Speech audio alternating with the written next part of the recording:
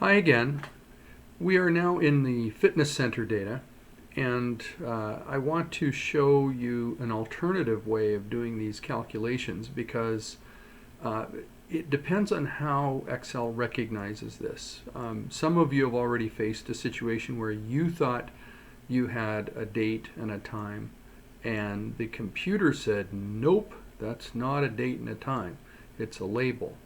The quick way to know if it's a label or not is to go in an adjacent cell and do an equal sign and take what's there and hit it over, and then take that value and make it into a comma value. If it turns into a number, then you know that you in fact do have something over here that it's recognizing as being a date and time value. If, on the other hand, we can delete that, and if we do equals male, okay, and hit enter, then you see that it actually just brings over the label. It doesn't allow you to do comma formatting on that. You see? So that if this came over here, and even after trying to format it, it still looked like the date and the time. So for example, if it still looked like this, be 4-23-2015, etc.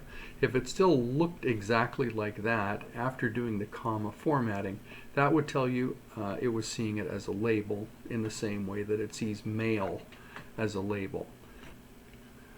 Whenever you face a situation like this where the date value now is actually there, there will be differences in what you can do.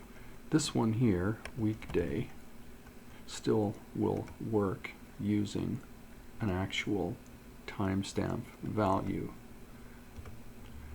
You'll get the day of the week, which of course we don't want any decimal places. Whoops, that way. But on the other hand, when you go to do this one and you do date value, which the other video showed you to do, I believe, if you go and choose this now, you will see that when you hit enter, you get value. In other words, it's saying you're trying to convert a label that isn't really a label. This, in other words, date value expects in here date text. You see that? And you're not providing date text, you're providing, in this case, an actual timestamp. So this will happen with this, and then it will also happen with time of day. So when you have a situation where you have an actual timestamp value instead of just a date label, which would need the normal conversions, you can actually just do some math on this. So let's think about this number here as a number. We know that the integers part is in fact the date, whereas over here the time is a different part. So for the date, why don't we use the integer function? So if we take the integer part of this, that gives us in fact a date. So let's take and reformat that to be a short date, and here we have the actual date.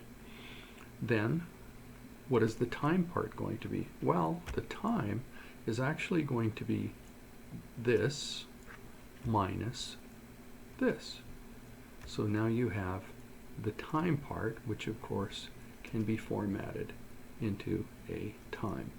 And then for the hour of the day, I believe this one will still work as an hour function. Let's just go here and hit enter, and there you go.